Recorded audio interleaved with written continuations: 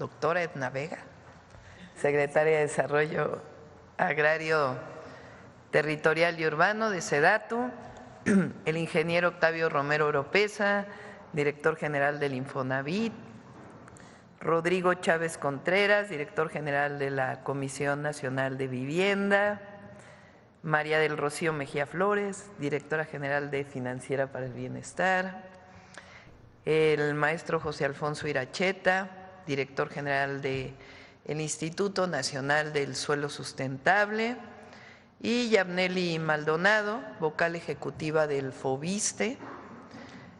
Vamos a hablar, como se imaginarán, del programa de vivienda.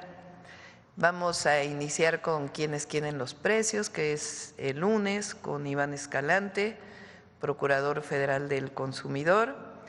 Y para el cierre de la conferencia, la cápsula del humanismo mexicano, que en esta ocasión nos acompaña Diana Aurora Correa, que es subdirectora de Diseño Digital y Medios Sociales de la Unidad de Memoria Histórica, historiadora ella. Entonces, es una conferencia bastante nutrida y sé que además tienen muchas preguntas. Bueno, vamos a empezar con Edna.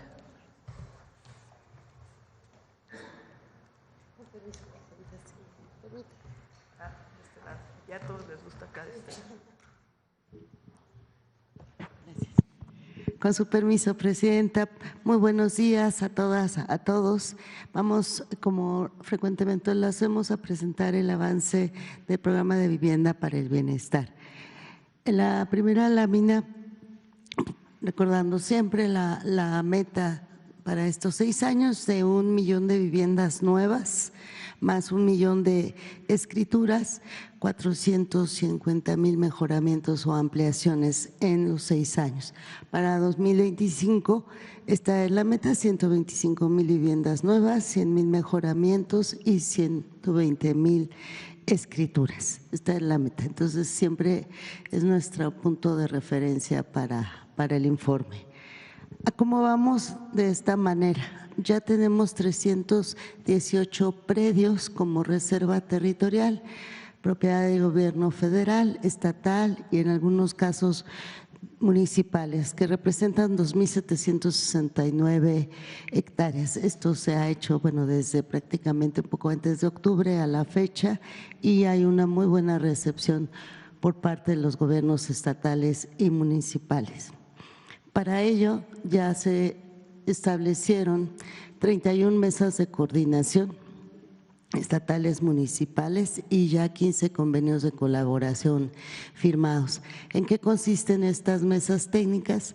Pues reuniones con los titulares, con las autoridades específicamente de desarrollo urbano o ordenamiento territorial, lo que corresponda, para la definición del destino en términos de superficie, área construible, área libre, y que permita agilizar estos trámites que se requieran para la densidad necesaria para la construcción de la vivienda. Entonces, en una estrecha colaboración en esas mesas técnicas se va avanzando también en cuanto a posibles, pues, aportaciones, más bien con donaciones de pagos de impuestos requeridos, y van muy bien. Es aquí donde se está resolviendo cada duda, cada requerimiento, y van muy bien. Estos convenios de colaboración tienen ese objetivo: establecer esas bases de acuerdo entre gobiernos estatales, municipales y las instituciones que intervienen.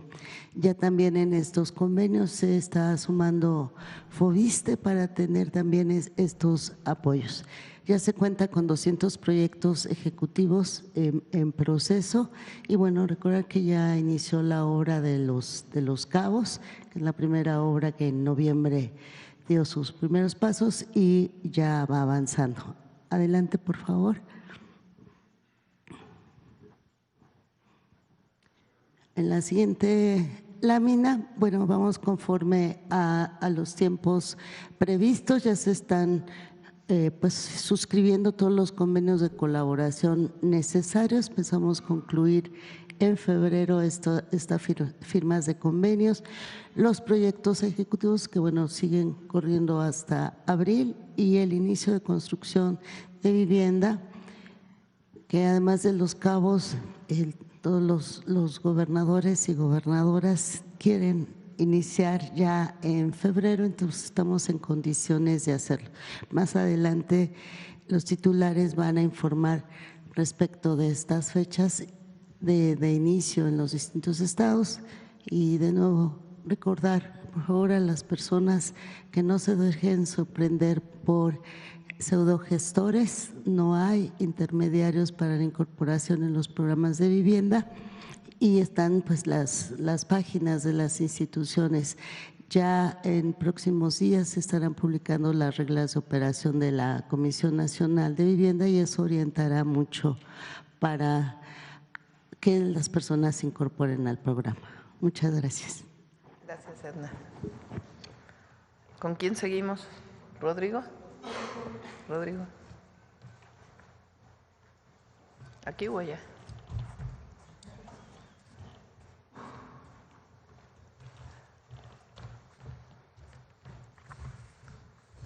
Con su permiso, Presidenta, buenos días a todas y a todos. Vamos a dar cuenta del trabajo de la CONAVI, que le toca construir 500,000 acciones de vivienda en este sexenio. Para este año vamos a construir 50,000.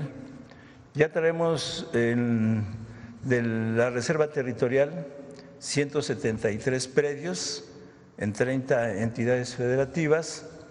Esos predios suman en hectáreas 1,937 hectáreas y una proyección de 180 viviendas por hectárea nos da 319,000 hectáreas.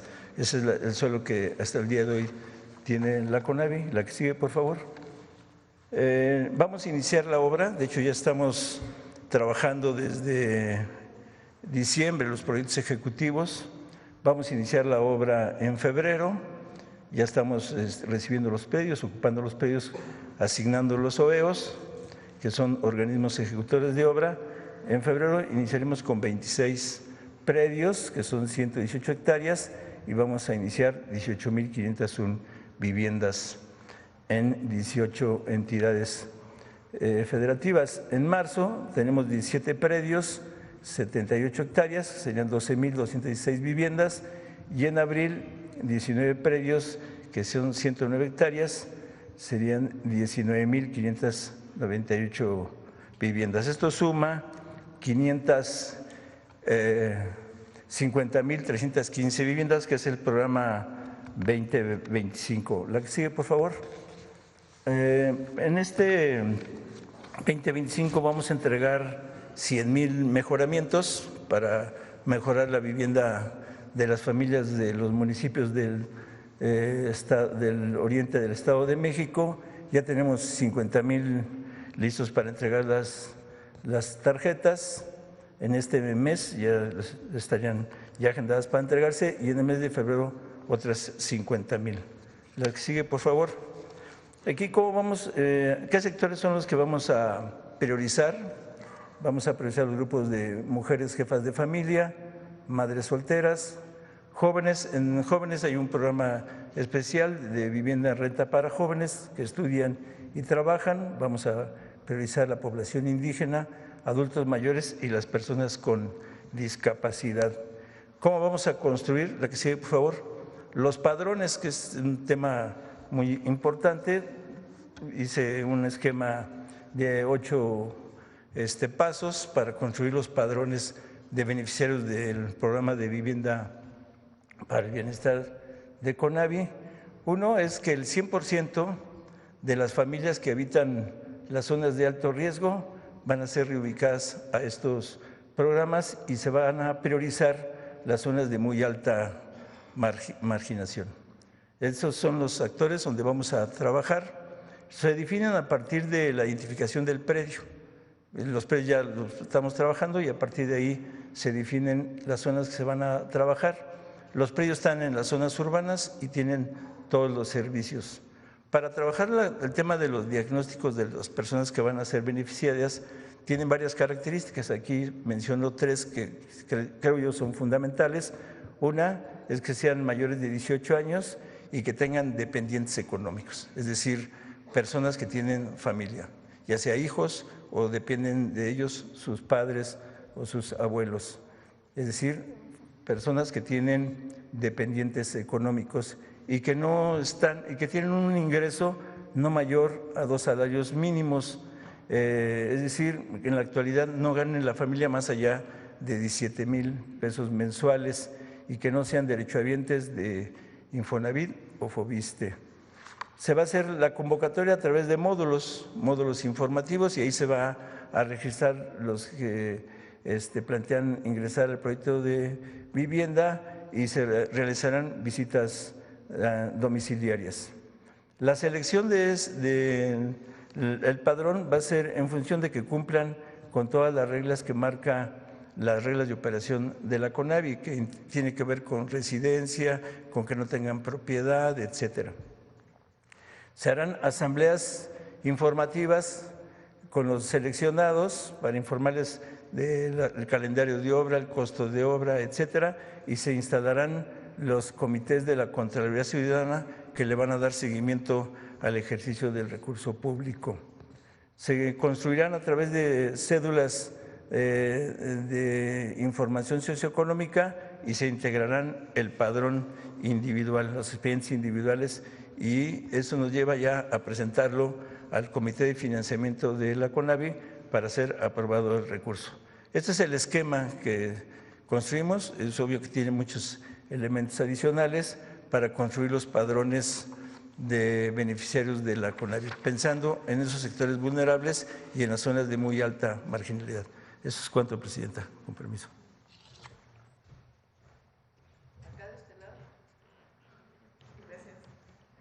Buenos días, muchas gracias. Con su permiso, Presidenta. Una vez que pasa todo lo que acaba de explicar Rodrigo Chávez, entramos nosotros, Financiera para el Bienestar, que como saben tenemos 3 tareas encomendadas. 1 es el envío y la recepción de las remesas, 2, promoción del ahorro, y 3, otorgamiento y colocación de créditos. Aquí es donde entramos nosotros.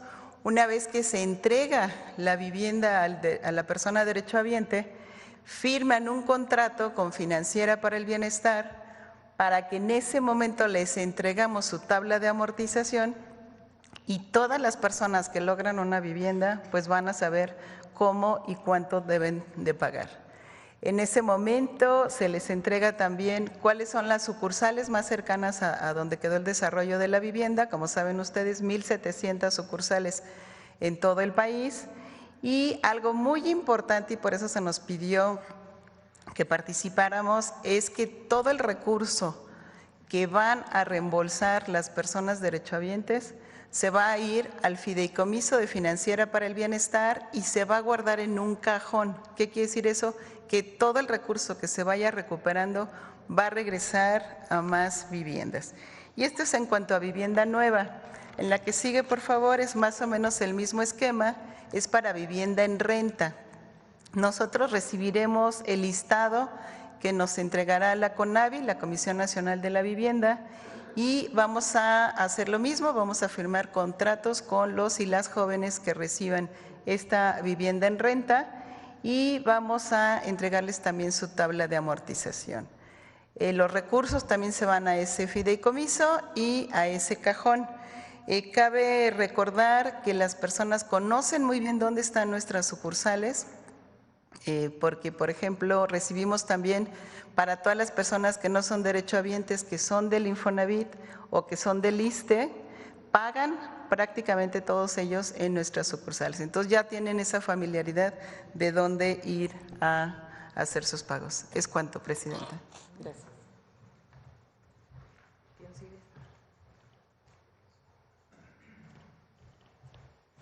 Con su permiso, Presidenta, buenos días a todos y todas.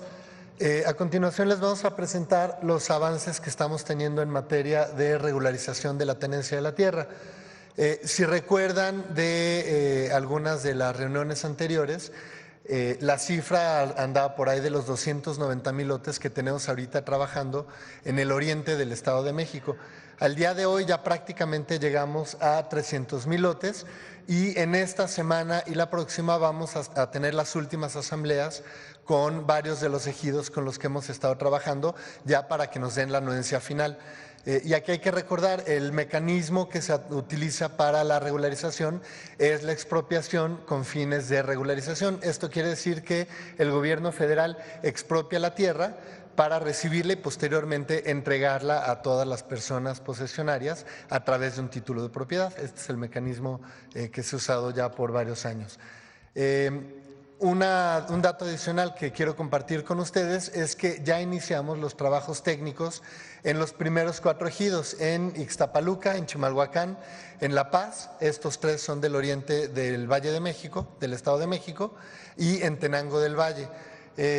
Con estos trabajos ya estamos dando el banderazo al trabajo de regularización en este año y lo que implica es que los equipos de topógrafos, los equipos técnicos van a visitar cada poblado, van a visitar cada una de las viviendas para tomar las medidas, las colindancias, porque esta es información que se coloca en la escritura y esa es la que avala exactamente y con toda precisión en dónde se encuentra tu propiedad, tu lote y cuáles son los linderos que tiene ese lote.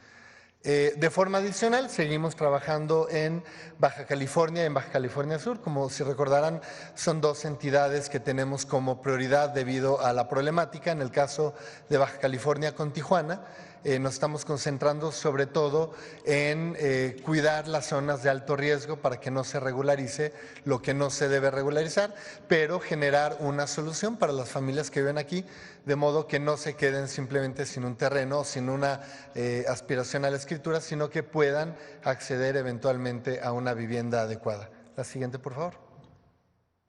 Aquí les presento las cifras que tenemos del avance a nivel nacional. Aquí lo que quisiera resaltar es que de la última sesión al día de hoy tenemos 9 ejidos adicionales que ya nos dieron la anuencia, que sí quieren y que sí van a participar en este programa de regularización y que representan algo así como 6,000 lotes adicionales. Es un poquito más de 6,000, es un número redondo. Pero con esta cifra es con la que les comentaba, ya estamos llegando a los 300,000 lotes que tendríamos listos para la gestión y para iniciar los trabajos técnicos en las próximas semanas. ¿Es cuánto, presidente?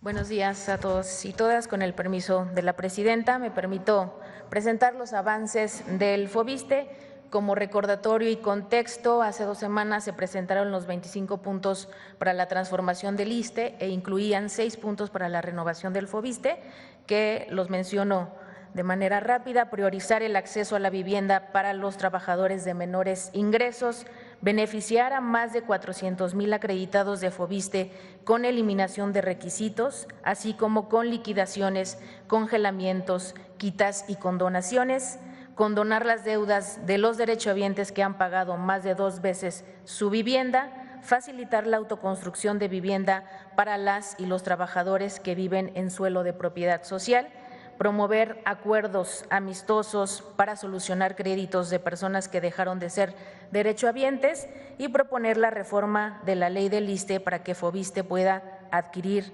rehabilitar, mejorar, construir viviendas para que sea vendida o arrendada a bajo costo. La siguiente, por favor.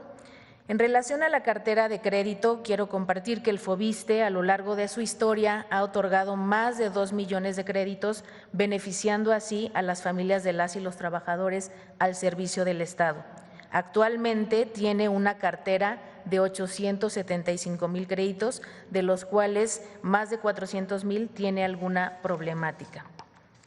Para apoyar a las más de 400,000 personas acreditadas, el FOBISTE realizará las siguientes acciones: liquidará créditos a 56,792 personas acreditadas, condonará intereses, congelará saldos, aplicará quitas a 288,522 y crearemos otras soluciones que pueden incluir las anteriores a 55,000 personas acreditadas. El FOBISTE aplicará los apoyos a las personas acreditadas realizando las siguientes actividades con aplicación directa de estos beneficios: simplificación de trámites, prioridad a grupos vulnerables como son las personas pensionadas o jubiladas, la difusión continua de los programas de solución y la comunicación directa con las y los beneficiarios. El impacto financiero para el FOBISTE para la generación de apoyos para créditos deteriorados será de 19,000 millones de pesos. De igual forma, simplificaremos el crédito Construyes para la autoproducción de vivienda, que ha sido una petición de trabajadores, trabajadoras del estado de Oaxaca, Guerrero y Chiapas, con la incorporación de asistencia técnica, y aquí se sustituye la supervisión externa de asistencia por la asistencia técnica, se integra un padrón de asistentes técnicos, se flexibilizan los criterios haciendo una sola dispersión, antes se daban 4 dispersiones, la posibilidad de construir en terrenos de tenencia social y se dará la posibilidad de edificar en terrenos con construcciones previas siempre que cuenten con el visto bueno de la asistencia técnica. De igual forma vamos a disminuir los costos, se eliminan trámites, requisitos, los derechohabientes pueden elegir quiénes construirán su vivienda y se elimina la obligación de la fianza y el seguro de calidad, y se diseñará una plataforma de fácil acceso para derechohabientes y asistentes técnicos. En relación a la reforma del ISSSTE en materia de vivienda, quiero compartir que hoy ya la Constitución Política de los Estados Unidos Mexicanos, en su artículo 123, en el apartado B, fracción 11, inciso F, prevé la obligación que tiene el Estado de dar a los trabajadores habitaciones baratas en arrendamiento o venta. Desde la ley de 1959, el Instituto contaba con la facultad para adquirir o construir viviendas, adquirir o urbanizar terrenos destinados a formar unidades habitacionales y arrendar las viviendas a los trabajadores. En la ley del 83, el Instituto contaba con la facultad para adquirir, construir y arrendar viviendas. En la ley de 1985, el Instituto contaba con la facultad para enajenar y arrendar las viviendas a los trabajadores del Estado, y en el 2007 es cuando se elimina esta posibilidad de adquirir o construir viviendas y solo se deja la facultad para operar un sistema de financiamiento para que los trabajadores adquieran mediante un crédito hipotecario su vivienda. La reforma que se está proponiendo, que incluye 5 artículos, con esta el FOBISTE podrá adquirir, construir, mejorar, rehabilitar y arrendar viviendas. Es cuanto, Presidenta. Antes de pasar al Infonavit, porque tiene su parte importante, vamos a decir así, olvidé a Profeco. ¿Por qué no dar la información Profeco y luego vamos con Infonavit, que va a llevar su tiempo informar del Infonavit? Sí, Presidenta, gracias. Muchas gracias, Presidenta. Con su permiso, buenos días a todas y a todos. Iniciamos con el quienes quieren los precios este lunes. Adelante. Continuamos poniendo lonas con taches visibles en estaciones de servicio que se vuelan la barda con los precios. En esta ocasión colocamos una en Monterrey, Nuevo León, marca Pemex, una móvil en Morelia, Michoacán, esta G500 de Huimanguillo, Tabasco, y 2 en Hermosillo, Sonora, en la colonia Urbi Villas del Rey y colonia Las Lomas. Muy importante, lo vamos a seguir señalando, tanto aquí en las mañaneras del pueblo como en los establecimientos, en las gasolinerías. ¿Cuáles son los gasolineros que se vuelan la barda con los precios? Porque no hay razón ni motivo para que vendan la gasolina tan cara. Vamos a, por instrucción de la presidenta, vamos a tener una reunión con los gasolineros en esta misma semana, precisamente para hablar sobre este tema. Y solicitarle a todas y a todos que quienes identifiquen estas gasolineras le tomen una fotografía, nos la manden, la suban a las redes sociales y nos arroben a la página de Profeco, que vamos a ir a visitarlas personalmente. Adelante. Y aquí tenemos los ejemplos de que las gasolinas están por debajo de los 24 pesos en cada una de las regiones. La más barata que encontramos en Villahermosa, Tabasco, 22 pesos con 90 centavos. Y aquí están los indicadores de ganancia que reportan las propias estaciones de servicio que tienen por cada litro de gasolina. 65 centavos, 66, 70, 78, 1.56, 1.21. Entonces, a todas estas gasolineras, porque sí hay gasolinerías que están por debajo de los 24 pesos en todas las regiones, les vamos a dar una palomita. Contrario, las gasolinas más caras que encontramos. Miren nada más los indicadores de ganancia que manejan. 4 pesos con 81 centavos por cada litro de gasolina, 3.61, 3 pesos con 8 centavos. Y la más cara que encontramos fue Petro 7 en San Pedro Garza en 26 pesos con 49 centavos. Y a todas estas gasolineras les vamos a dar un tache. Seguimos con el precio del diésel, el más barato, en la estación BP en Atizapán de Zaragoza, 24 pesos con 99 centavos litro, palomita. Y seguimos con el diésel más caro que encontramos en nuestro monitoreo, en esta La Gas en Cancún, Quintana Roo, 27 pesos con 83 centavos, tache. Seguimos monitoreando la canasta básica, la más barata durante la semana anterior, Chedraui Campeche, 725 pesos con 80 centavos, palomita. Y la más cara, Walmart Co. de la Ballena, en La Paz, Baja California Sur, 1,021 pesos con 90 centavos, tache. Hay casi 300 pesos de diferencia por la misma canasta básica entre un establecimiento y el otro. Adelante. 3 ciudades, Tijuana, Tampico, Tuxtla Gutiérrez, la más barata en Tijuana, Baja California, Soriana Super Libertad, 812 pesos con 90 centavos, palomita. Y la más cara, Walmart, Tijuana Hipódromo, 884 con 80, también palomita porque está por debajo de los 910 pesos. Tampico, Tamaulipas, Bodega Aurrera Tampico, 758 pesos con 40 centavos, palomita. Y Chedraui Andonegui, 933 pesos con 20 centavos, tache. Tuxtla Gutiérrez, Chiapas, Chedraui Tuxtla Cristal, 789 pesos con 90 centavos, palomita. Y Walmart Boulevard Belisario, 967 con 30, tache. Seguimos con el precio de la tortilla promedio, continúa en 23 pesos con 31 centavos. Incrementamos un poco la muestra de tortillerías que estamos monitoreando y encontramos aquí las más baratas entre 17 y 18 pesos, Veracruz, Puebla, Zacatecas. Aquí las direcciones, la mayoría están en las colonias, en los centros de estas ciudades, entre 17 y 18 pesos, palomita. Y también encontramos tortillerías que venden el kilo de tortilla en 30 pesos, que tampoco tiene razón de ser, en Monterrey, Playa del Carmen y Tijuana. Aquí las direcciones y por ello le vamos a dar un tache.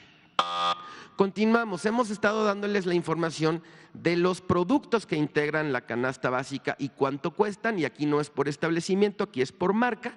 Y tenemos estas, ahora monitoreamos el precio de la sardina, misma presentación, 425 gramos en lata con tomate. Es exactamente el mismo producto y encontramos los más baratos entre 15, 55 y 18 pesos con 71 centavos, las marcas Chedraui, Valley Foods y California Bay, y les vamos a dar una palomita. Y por el mismo producto, estas otras marcas las venden entre 41, 50 y 43 pesos con 40 centavos. Es muy importante que cuando ustedes, toda la gente vaya a los supermercados a hacer su despensa, comparen los precios para tomar mejores decisiones. A estas marcas les vamos a dar un tache. Continuamos, ya casi terminamos. Por ley, todo expendio que venda a granel, litros, metros, kilogramos, por ley tienen que hacer una calibración de sus instrumentos 2 veces al año. Estamos haciendo este nuevo sistema en la Profeco para que todos lo puedan hacer con nuestra institución, esta calibración. Hay otros proveedores también de estos servicios.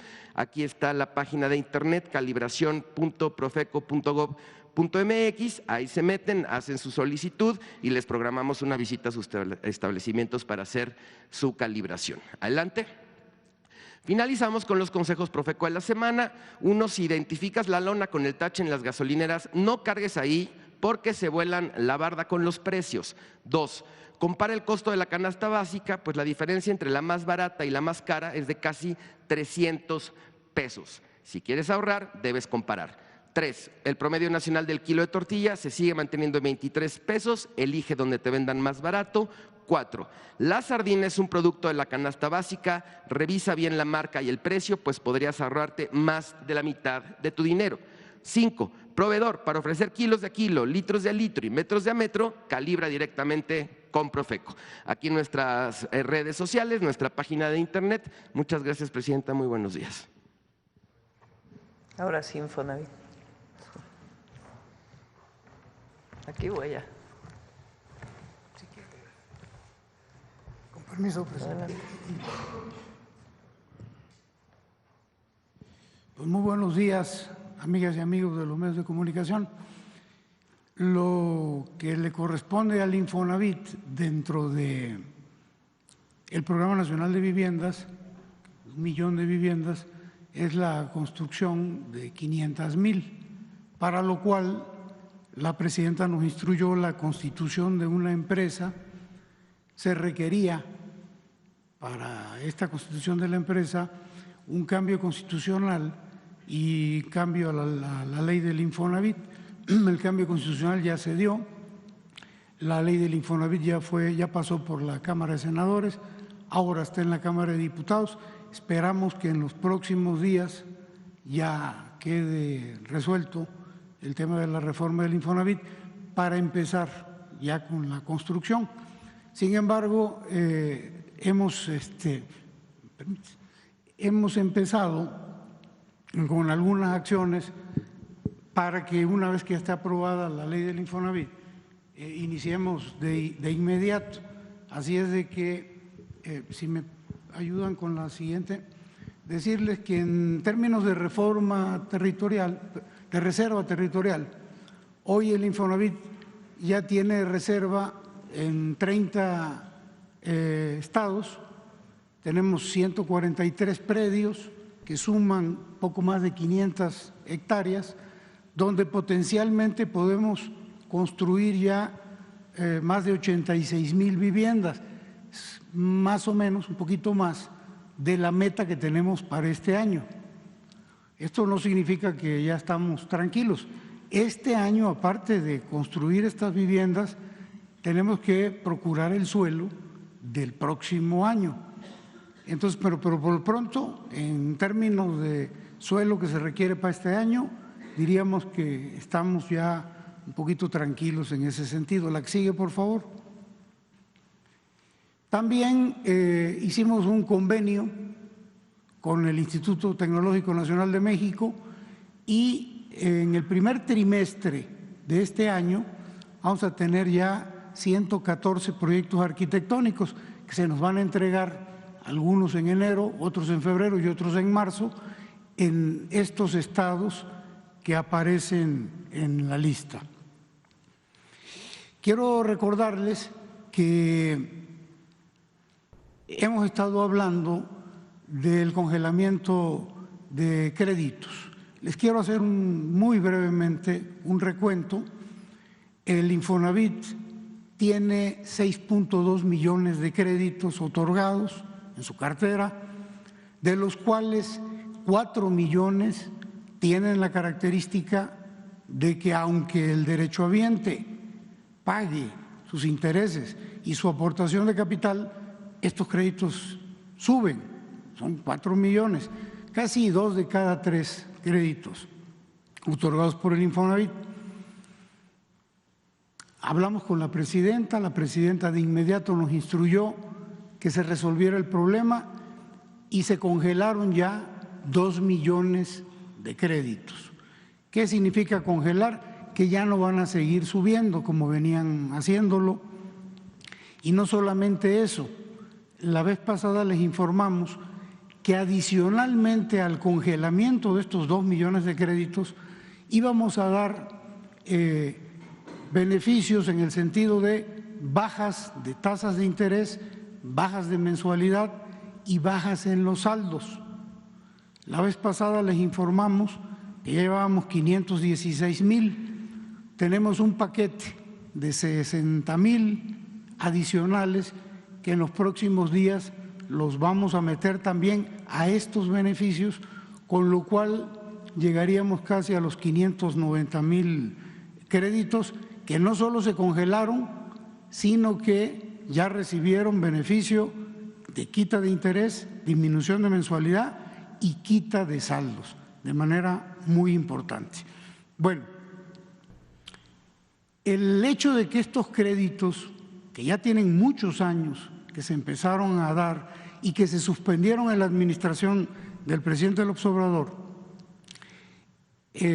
con esta característica que los convertía en impagables, trajo como consecuencia que muchos cayeran en cartera vencida. Y al caer en cartera vencida, dentro del Infonavit, quienes venían tomando las decisiones, la Asamblea General, el Consejo de Administración, la propia administración del Infonavit, en lugar de buscar la solución a esa cartera vencida, que evidentemente era derivada de un cobro excesivo o más allá de lo racional y de lo legal, lo que se les ocurrió fue hacer demandas por el hecho de que no podían pagar estos derechohabientes. La que sigue, por favor. Esto nos lleva… ¿Perdón? Ah, caray. ¿Habrá otra presentación? A ver si el equipo de… tenemos, perdóname, si tenemos otra presentación. A ver si el equipo de Octavio nos manda la otra presentación. Una disculpa, pensé que estaban… Eso lleva a que en el Infonavit se tome una decisión de judicializar, de demandar a quienes no podían pagar por este cobro excesivo que convertía los créditos en impagables. Entonces, la estrategia fue hacer demandas, pero de una manera poco ética, yo diría que incluso ilegal, porque estas denuncias se hicieron de forma masiva, lo que le llamamos juicios masivos. Esto se empezó a combatir o inició en la administración del presidente López Obrador. La que sigue, por favor. Bueno, esto es un poquito lo que decimos, eran consecuencias de que eran impagables los créditos, subían las viviendas que también ya se habían deshabitado, que estaban abandonadas, vandalizadas o invadidas, porque no solamente era el tema del cobro excesivo, sino que las viviendas se construían muy distantes de las ciudades, no eran adecuadas para la gente y eso ocasionó esta cartera vencida. Y bueno, en 2012 se implementó una estrategia de juicios masivos, los que les decía yo, a través de despachos, los cuales cometieron irregularidades, porque no se notificaba a los acreditados. Se incluyeron acreditados que no tenían problemas de pago. Como se hizo masivo y casi fue discrecional lo que hicieron los despachos, pues incluyeron gente que no tenía problemas y, por ejemplo, un derechohabiente que tenía una vivienda en el Estado de México, lo demandaban en Coahuila, vulnerando su derecho a defenderse, aunque nunca recibía la notificación. La que sigue, por favor. Bueno, les decía que en la administración del presidente López Obrador, el presidente le pidió al Consejo de Administración del Infonavit desistirse de los juicios masivos y detener el desalojo de familias. Entonces, en 2020, el Infonavit, de la administración pasada, presentó una denuncia penal en el estado de Nayarit contra despachos de abogados, contra funcionarios del Poder Judicial y local y contra notarios, porque se afectaron 62,000 acreditados de todo el país. Esto es muy importante que se entienda, porque en Nayarit 17,700 derechohabientes no eran de Nayarit, eran de Chihuahua, tenían su vivienda en Chihuahua. 16,500 tenían su vivienda en Tamaulipas, 6,200 en Nuevo León, 20,000 en el resto del país y solo 737 eran de Nayarit. Entonces, llama la atención que si bien 1,972 derechohabientes tenían su vivienda en Nayarit, solo 737 eran de Nayarit, todos los demás eran del resto del país. Y esto con la finalidad de que el derechohabiente no supiera que lo estaban demandando y no pudiera ser notificado. Esto trajo como consecuencia la denuncia penal, porque era un delito, era un procedimiento irregular. Y en aquel entonces fueron acusados un notario, un magistrado, 5 jueces y otros 5 funcionarios. Hoy día, 2 jueces, 3 funcionarios siguen en la cárcel derivado de lo que pasó en Nayarit con el tema de los juicios masivos.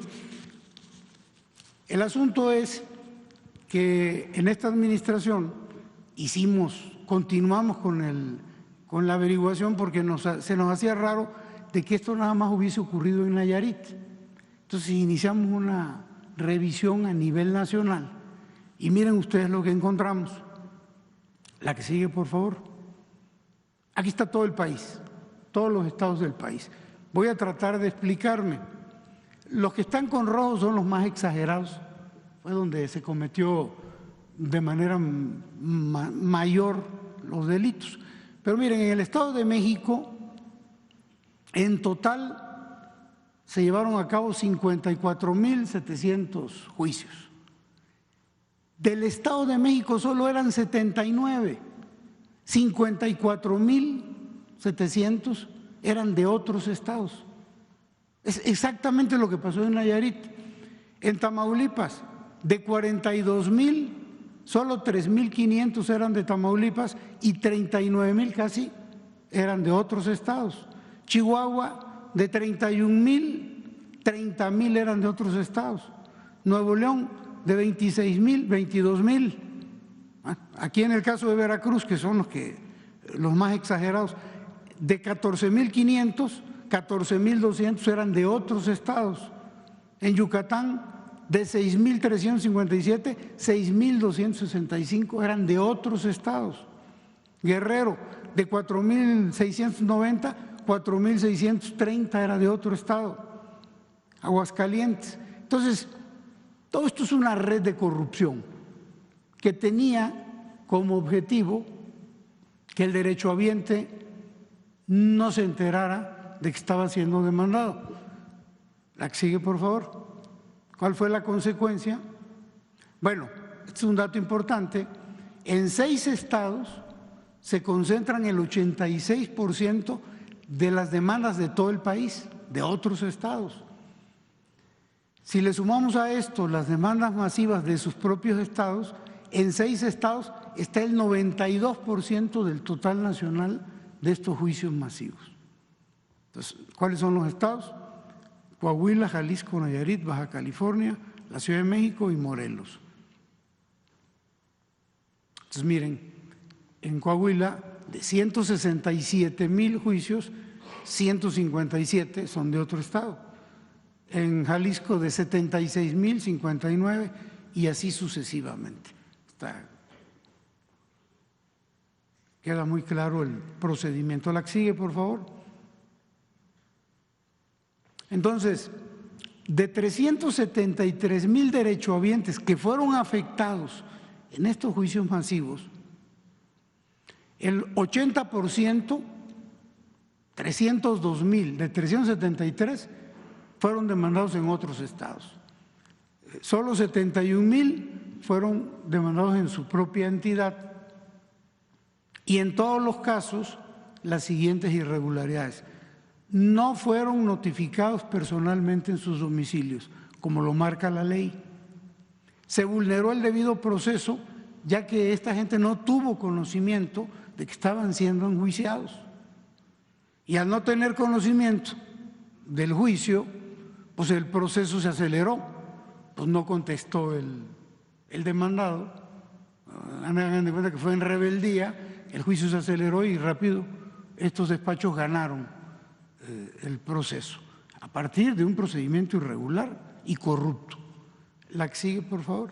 Bueno, permítanme, si me regresan, porque esto es importante.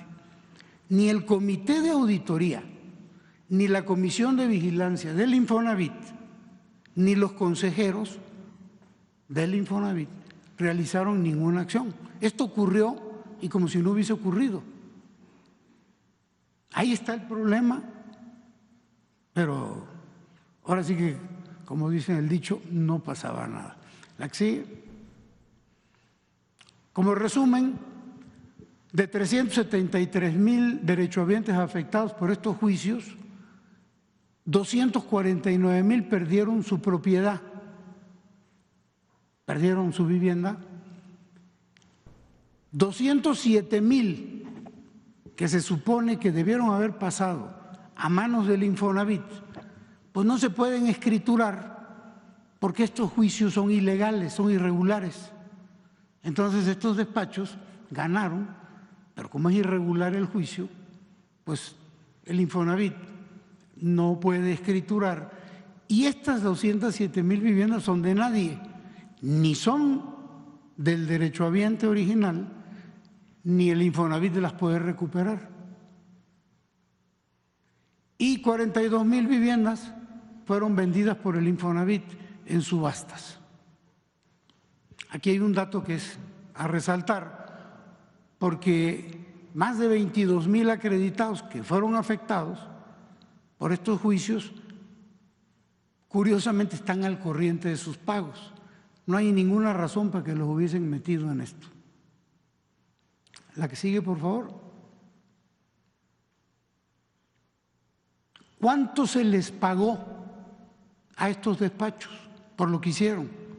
Hicieron un trabajo mal hecho, corrupción, irregularidades, pero sin embargo se les pagó dentro del Infonavit a lo largo de los años, de 10 años, 8 años, el equivalente a pesos ya indexados al día de hoy de 29,000 millones de pesos. Y nada más para tener una idea de lo que significan 29,000 millones de pesos, pues la pensión para el bienestar para personas con discapacidad permanente, ese programa vale menos, 28,000 millones. El presupuesto de Tlaxcala son 28,000 millones, menos que lo que se le pagó a estos despachos corruptos. El presupuesto de Colima, 23,000. Beca Universidad de Educación para la Educación Básica Rita Cetina, 22,000 millones.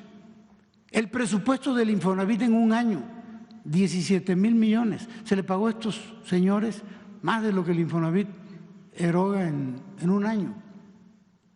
El programa de entrega de fertilizantes vale 17,500 millones. Pensión para mujeres del bienestar, 14,700. Esto es para comparar, para dimensionar más que para comparar el monto de dinero que se llevaron estos despachos de delincuentes. La que sigue, por favor. Estas son las empresas, estos son los despachos. Esta es la que más dinero recibió, este despacho.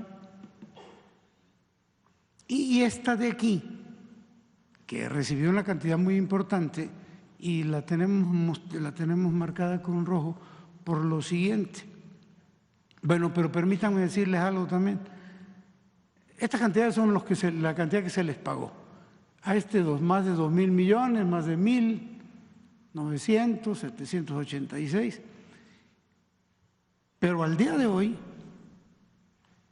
la mayor parte de estos despachos siguen teniendo contratos vigentes. Bueno, ya los vamos a recortar, pero tenían contratos vigentes. La que sigue, por favor. Les hablaba de ese despacho que se llamaba Axer, que estaba con una flechita. Bueno, hubo gestiones del dirigente sindical del Infonavit, esta persona, para que se le pagaran 103 millones de pesos a este grupo que formó parte de los juicios masivos irregulares por pago de demandas a trabajadores que presentaban alguna demora. Es decir, un dirigente de trabajadores, un dirigente sindical, haciendo gestión para que le pagaran a un despacho que desalojaba de manera corrupta, irregular, a trabajadores. Aquí tenemos algunos correos que los hemos testado porque, por razones que tienen que ver con una posible demanda. Pero bueno, aquí está el nombre de la persona, dirigido a un funcionario del Infonavit y con copia para el hijo de ese funcionario, que no sabemos si forma parte del despacho de abogados, pero por alguna razón le marcó copia. Y bueno, ¿tendrás alguna información sobre el pago a este despacho? Grupo Axer, cobranza especial, o sea, insistiendo, luego alguna otra, igual, otro correo, ¿tendrás alguna noticia? Abrazo, enviado desde mi iPhone, con copia también para el hijo. Y bueno, esto ya fue a mano, está mejor porque ya se entiende más. Fulanito, te agradecería si pudieras ayudarme para que le puedan agilizar el pago a la compañía Grupo Axer, cobranza especializada, número de proveedor fulano, pago pendiente, 62 más 41, que son los 103, y muchas gracias, y la firma, ¿no?, que también está atestada. Pero para que vean ustedes viendo cómo hay la colusión. La que sigue, por favor. Ese grupo Axer que nos estamos refiriendo tiene una oficina en el puerto de Veracruz y hay una derechohabiente pues, que estaba demandada y que quería ver cómo resolvía su problema con este despacho, porque ya el expediente estaba con ellos. Llegó y tomó una foto, porque resulta que la oficina del grupo Axer en Veracruz está en venta. Entonces la señora pues, le movió la manija de la puerta y la puerta estaba abierta y pudo entrar. Y si podemos poner este video, que es donde la señora entra y toma un video de lo que adentro. Vine al grupo Axer a revisar mi Infonavit para poder liquidar si se puede, pero encuentro que todo está abandonado, ya no sé a dónde dirigirme. Les estoy grabando para que Infonavit me pueda decir qué puedo hacer o a dónde me dirijo, porque ya no son localizables. Ya no hay nadie, está todo abandonado, todo tirado. Cajones y gavetas abiertas, no hay despacho.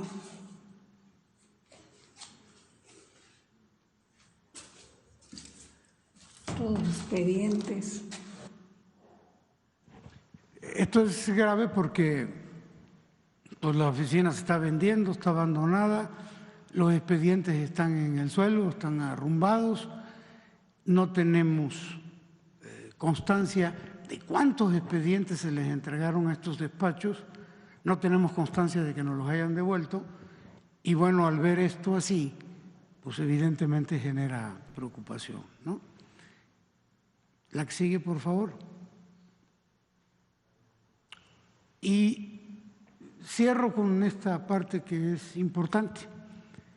El presidente López Obrador instruyó al Infonavit que se detuvieran los juicios masivos, pero 9 despachos simularon juicios individuales, que esos no estaban prohibidos, pero siguieron con la estrategia de los juicios masivos. en la Ciudad de México, aquí, afectando aproximadamente o pretendiendo afectar aproximadamente a 63,000 derechohabientes.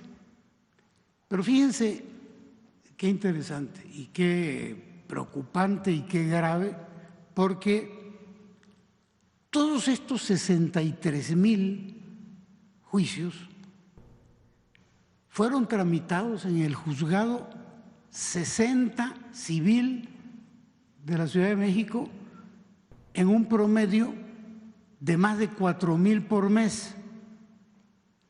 Fíjense en este dato. Hay 75 juzgados civiles del Tribunal Superior de Justicia de la Ciudad de México y estos admitieron a trámite en 2022 12,600, los 75, a razón de 14 por mes. Estos fueron uno solo a razón de 4,000 al mes. Pero viene otro dato interesante también, la que sigue. De los 63,000 acreditados demandados en el juzgado 60 de la Ciudad de México, solo el 4% son de la Ciudad de México. Por ejemplo, de Puebla hay 6,500, del Estado de México 6,300, de Tamaulipas casi 6,000, de Sonora 3,800 y de otros estados 37,000. Pero de la Ciudad de México solo el 4%, el 96% de otros estados. Y con una rapidez increíble, ¿no? Sobre todo tomando en cuenta los números que les presentaba de los otros 75. En esta administración, en noviembre del 2024, alcanzamos a detener este proceso, evitando afectarse a más de 63,000 familias, lo que no quita la intención y toda la documentación que tenemos con relación a lo que pretendían hacer estos despachos. La que sigue, por favor. Estos son los despachos que llevaron a juicios en el juzgado 60. Aquí están los nombres. Y resalta Besnor. ¿Y por qué resalta? Porque este despacho de abogados tiene un representante legal que actualmente es comisionado de vigilancia del Infonavit, propuesto por la Coparmex, que andan ahorita un poquito molestos, porque va a haber el cambio de ley del Infonavit, porque quieren cuidar el dinero.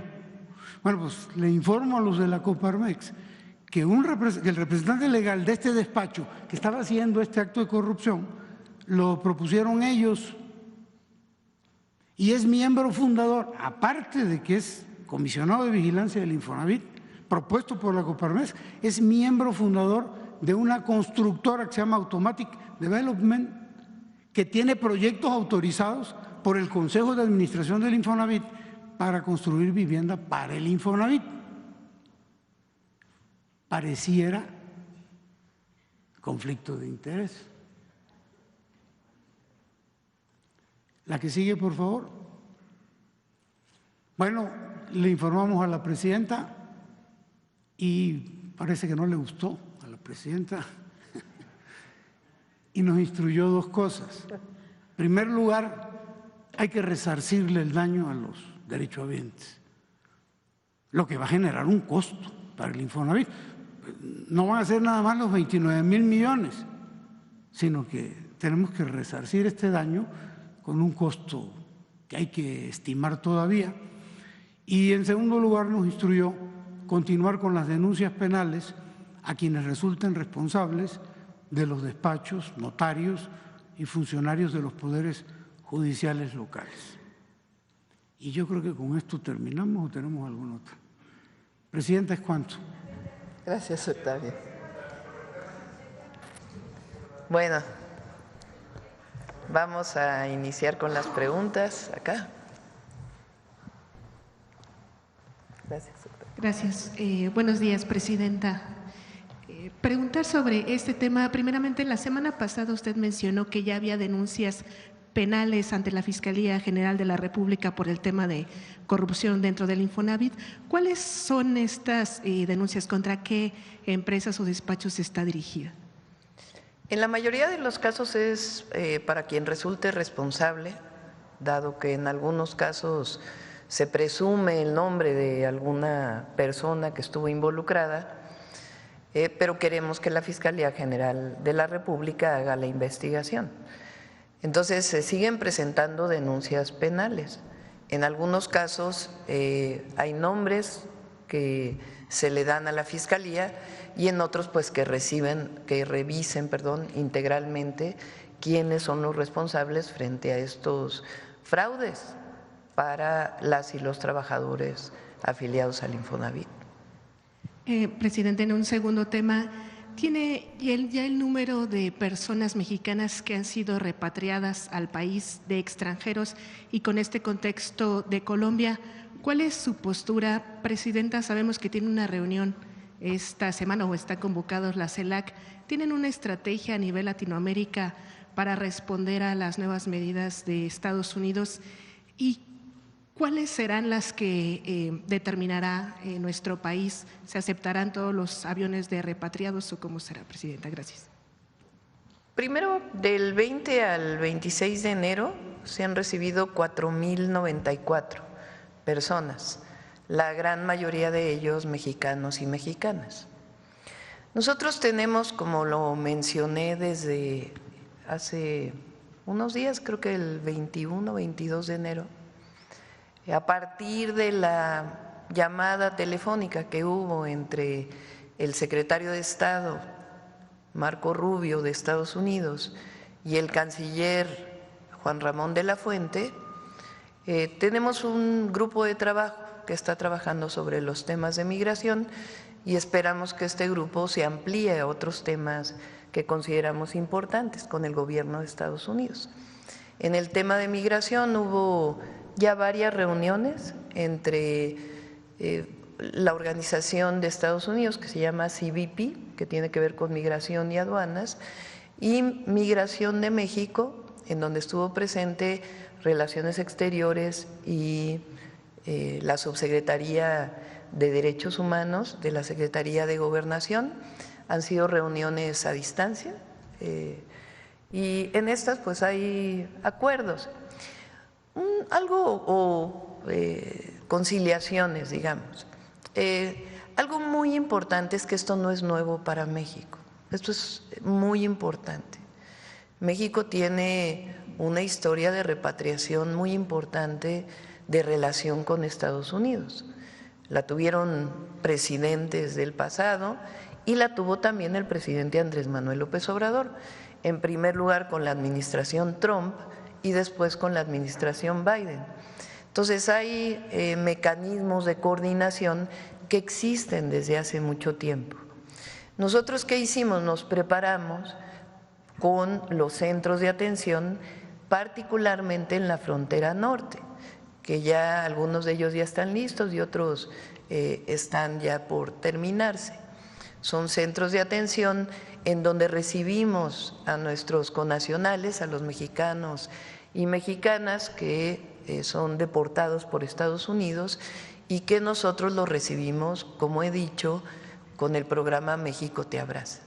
También hay otras oficinas que están desde hace tiempo en aeropuertos de nuestro país. Por ejemplo, el Aeropuerto Internacional Felipe Ángeles tiene un programa que en el periodo del presidente López Obrador se llamó PRIM, que coordinaba la canciller Alicia Bárcenas, en donde también se recibía a mexicanos y ahí se les daba oportunidad de empleo, apoyos diversos para poderse integrar.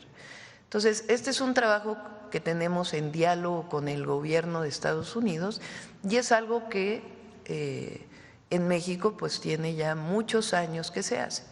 ¿Qué pedimos nosotros? Respeto a los derechos humanos.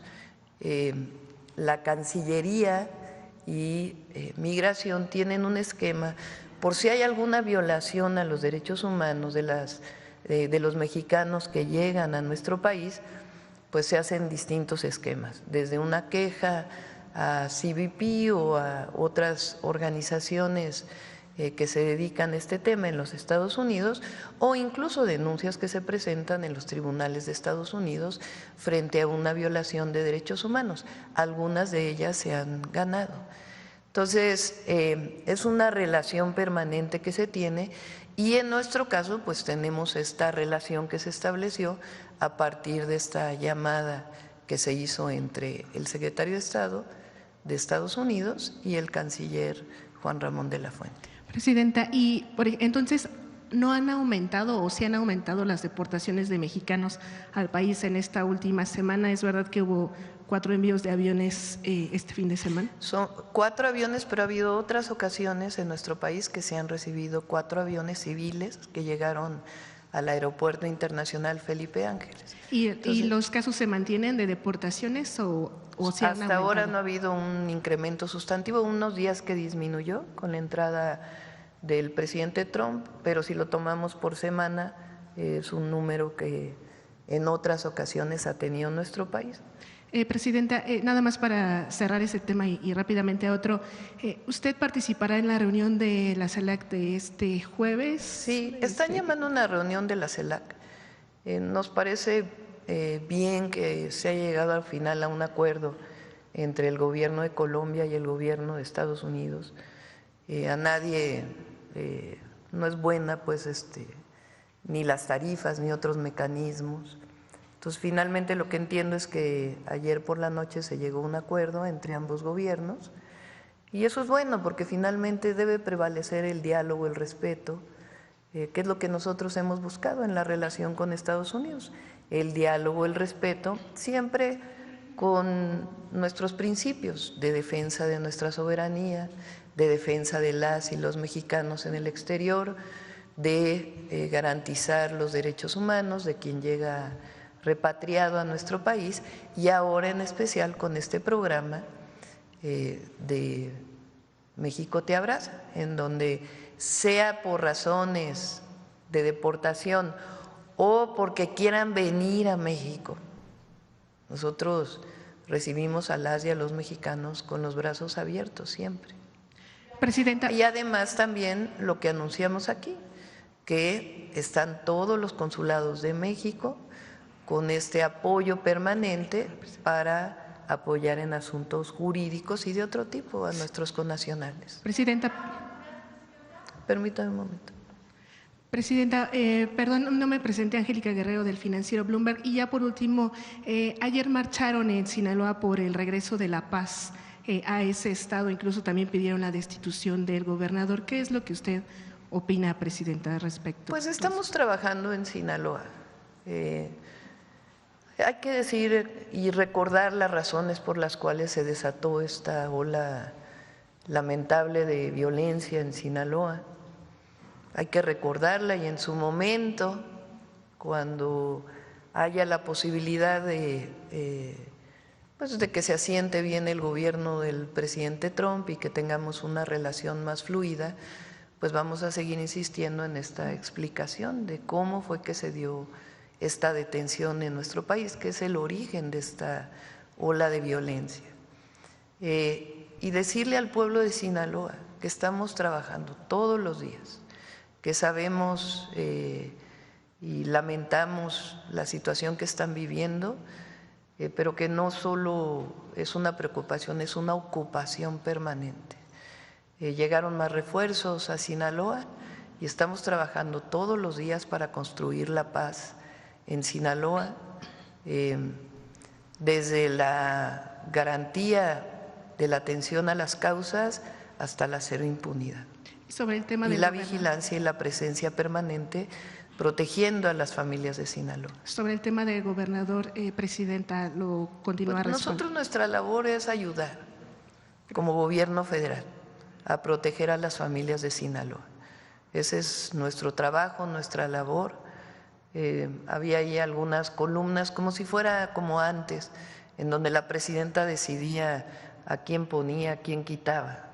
Esa no es la labor del gobierno federal. La labor del gobierno federal es apoyar a las familias de todo el país, construyendo la paz. Mañana vamos a dar el informe de seguridad con mucha responsabilidad de cómo cuáles son los resultados de estos, pues ya prácticamente 4 meses que llevamos al frente del gobierno. Hay una coordinación muy importante de las fuerzas de seguridad, de la atención a las causas que le hemos fortalecido y de la cero impunidad, y una coordinación muy importante con la Fiscalía General de la República, que ha sido muy importante en lo que vamos a presentar el día de mañana.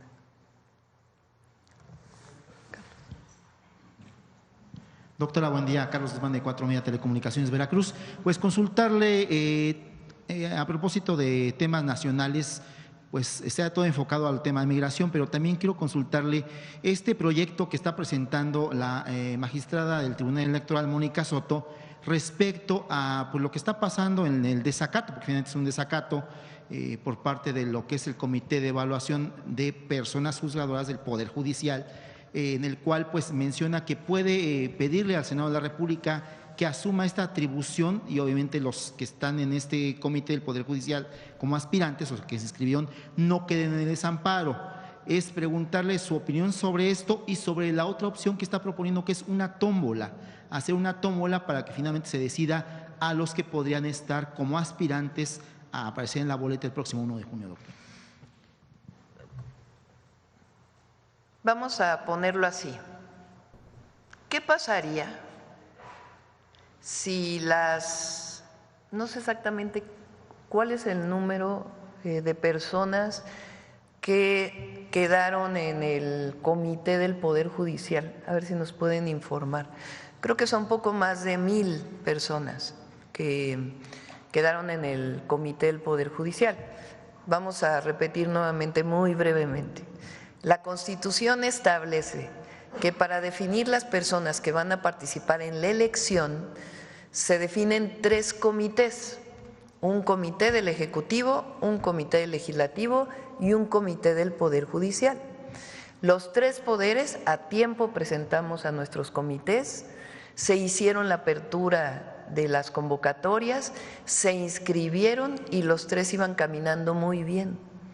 De pronto el Comité del Poder Judicial dijo: yo ya no puedo porque según estas hay amparos que impiden que yo pueda continuar con esta selección.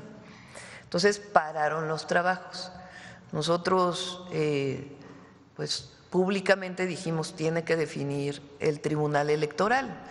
¿Por qué el Tribunal Electoral y no la propia Corte?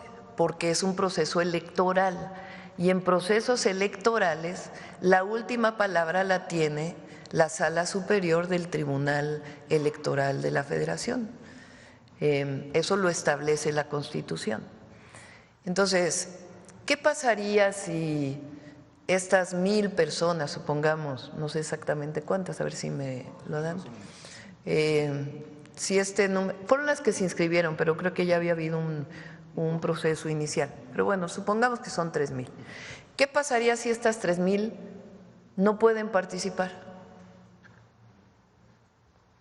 Pues de inicio hay personas afectadas por el proceso. Entonces el proceso pues seguiría con personas que no se garantizaron sus derechos de participar en una elección. ¿Y eso a qué nos lleva? Pues que es una decisión de la Corte, como lo han venido haciendo, para que hubiera un esquema en donde se pudiera impugnar la elección de jueces, magistrados y ministros. Es un mecanismo para poner en duda la elección desde mi punto de vista. Entonces me parece muy bien que el Tribunal Electoral diga cómo salvaguardamos los derechos de estas personas que están participando, que decidieron participar e inscribirse en el Poder Judicial. La Constitución dice que es hasta el 31 de enero, establece la fecha, la Constitución, para poder tener los nombres de las personas que van a participar en la elección. Entonces, me parece muy bien que el Tribunal Electoral diga: bueno, si la Corte no quiere, pues que se vaya al legislativo o al ejecutivo y al legislativo un mecanismo que permita que se salvaguarden los derechos de las personas que se inscribieron en el Poder Judicial y que después no tengan un pretexto para decir que la elección no fue correcta o que tuvo algún problema. Entonces la Corte nuevamente quiere impedir la elección, pero la elección se va a llevar a cabo. Y qué bueno que el Tribunal Electoral está dando salidas para que se salvaguarden los derechos de quienes se inscribieron en el Poder Judicial. Pero la elección va a seguir porque es una decisión del pueblo de México. Que en México se elija el Poder Judicial por voto popular. Y ya el Instituto Nacional Electoral va muy avanzado en el proceso organizativo. Ahora quiso poner la Corte esto que desde el principio no he estado de acuerdo, pero pues qué bueno que el tribunal esté dando una salida. Ah, sí, son 3,805. Sí, es por el corte que quedan como de 6,000 y fracción la primera inscripción que se hizo, y se hizo un corte, justamente son 3,000 pues personas. son pocos días, pero pues que sea a partir de una decisión del Tribunal Electoral, está muy bien. Aprovechando que está por aquí el titular del Infonavit y temas de… La del maíz transgénico, es decir, es muy sencilla la redacción del cambio en el artículo 4 y el 27 y establece claramente que el maíz es un elemento de identidad nacional y que no deben sembrarse en nuestro país maíz transgénico y que debe procurarse la agroecología, es decir, procurar que poco a poco se vaya disminuyendo el uso de químicos en la siembra de maíz. Entonces, esto es la propuesta del 4 y del 27, que el Estado garantice que esto sea así. Esa es la propuesta del maíz transgénico o de la prohibición del maíz transgénico. Ayer decía, el maíz surge en Mesoamérica, no es una planta silvestre, es una planta producto de la domesticación de las culturas originarias y de los primeros pobladores en este territorio. Es una planta que hoy se siembra en muchos lugares del mundo y es un símbolo de la identidad nacional por muchas razones, no solamente porque es el elemento fundamental de la alimentación de las y los mexicanos, sino que además es producto cultural de esta domesticación que se hizo de plantas silvestres, como es el caso del teocintle. Entonces, es muy importante esta reforma, es un tema de identidad y de resguardar nuestra biodiversidad. Y por otro lado, vamos a presentar el de la no reelección y el contra el nepotismo. En casos de reformas constitucionales, hay ahí algunas otras que tienen que ver con el tema de simplificación de trámites, también de reforma constitucional, y luego vienen muchísimas leyes secundarias. El miércoles vamos a presentar aquí las leyes secundarias en materia energética, producto del cambio en el 27 constitucional. Son reformas muy trascendentes para el fortalecimiento de Pemex y de CFE y de establecer muy claramente en dónde puede haber participación privada y cómo, además de la simplificación de muchos temas y también de normatividades que permitan, en el caso de importación de combustibles, darle el seguimiento permanente y la trazabilidad desde la importación hasta el uso de combustibles en las gasolineras. Son varios decretos, desaparece la CRE, desaparece la CNH, como ya se estableció en la última reforma constitucional, que lo sustituye. Todo esto viene en las reformas energéticas. En cuanto a la ley del Infonavit, sí esperamos que sea aprobada en las primeras semanas de febrero. Parece que hicieron ahí una, en atención, como debe hacer el Congreso, de una consulta, tanto a trabajadores como empresarios. Entonces ya la Cámara de Diputados tiene que informar, pero en esencia es la ley que planteó el Infonavit, que será aprobada en las primeras semanas de febrero. Y ya para terminar, pues, se le consultaba hace un ratito sobre el tema de la CELAC. Esta reunión, todo parece indicar que sería virtual, pero si nos precisa, por favor, si va a ser virtual. Vamos a esperar, le pedí al canciller que averiguara exactamente lo que sabemos nosotros. Tuvo ayer algunas conversaciones, el canciller Juan Ramón de la Fuente, nos vamos a ver hoy en un rato, damos seguimiento permanente, en particular al tema de la migración y la repatriación de las y los mexicanos, y ahí vamos a ver este tema de cómo está planteada la reunión de la CELAC y si participaría personalmente o a través del canciller o de algún otro compañero, para ver pues cuáles son las consideraciones de esta reunión. Acá. Presidenta, doctora Claudia Sheinbaum, buenos días. En relación al tema de Colombia-Estados Unidos, anoche, mientras el gobierno de Colombia decía que había superado el impasse con Estados Unidos, la Casa Blanca también emitió un comunicado en la que decía que América era respetada otra vez. A mí me gustaría preguntarle a usted, tomando en cuenta que ha tenido resultados en la relación con Estados Unidos, hasta Trump habló de lo bien que le va con México, ¿qué recomendación usted daría para la región, independientemente de las posturas de cada gobierno? ¿Qué usted recomendaría a América Latina? Porque al final de cuentas todos están padeciendo de esta situación de la repatriación. No hago recomendaciones. Yo creo que cada país tiene su esquema de organización, de relación. Creo que lo importante, como lo dije desde el primer día, es actuar siempre con la cabeza fría, defendiendo la soberanía de cada país y el respeto entre las naciones y los pueblos. Eso es muy importante. Y con América Latina pues siempre vamos a mantener una relación. Nosotros tenemos un tratado comercial con Estados Unidos.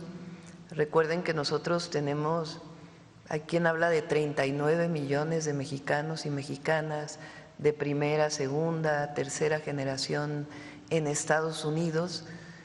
Somos países vecinos, la relación con Estados Unidos es especial. Ayer dije, ni México ni Estados Unidos nos vamos a ir a ningún lado. Y estamos obligados a tener una buena relación, siempre en la defensa de nuestra soberanía y del respeto a las y a los mexicanos, y siempre buscando pues la coordinación, el respeto mutuo, el diálogo entre nuestras naciones.